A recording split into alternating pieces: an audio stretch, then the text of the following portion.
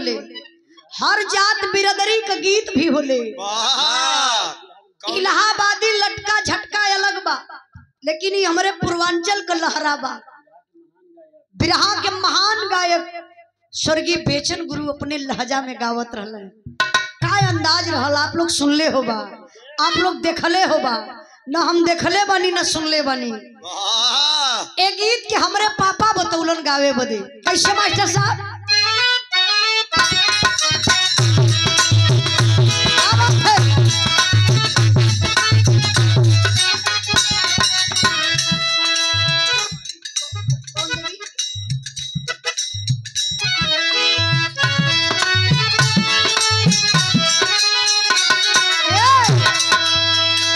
गोरखपुर की गली गली में चूड़िया रोज बिकाए रे।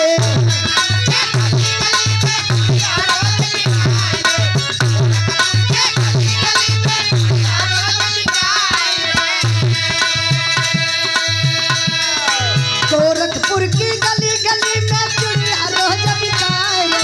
पहिला वाली पतारी कमरिया लग जाए रे। पहिला रसीली चूड़िया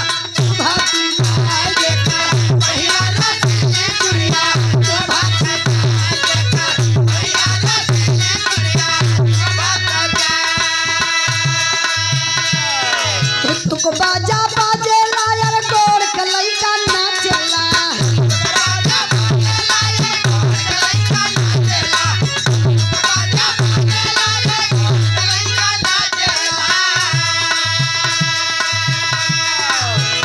बाजा बाजे लायर गोड़ कलई का नाचला। हम नाच देखे जाई वही आही रानावा। हम नाच देखे जाई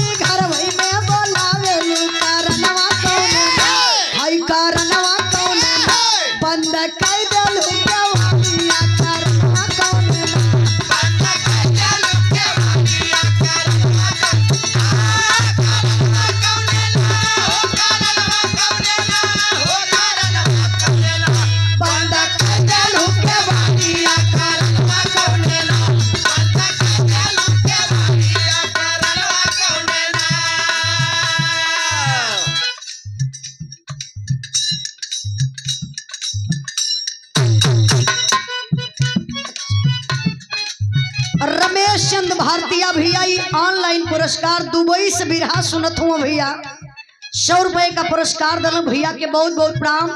और दीप चंद्र पासवान बड़े भैया जी की तरफ से गुलालपुर के धरती से बेचन गुरु के धुन पर खुश होकर के 100 रुपए का पुरस्कार देकर के सम्मान किए। आपके चरणों में बहुत बहुत प्रणाम। कहना है हंसा ही बोलाई के देवरू घर वही में बोलाइला।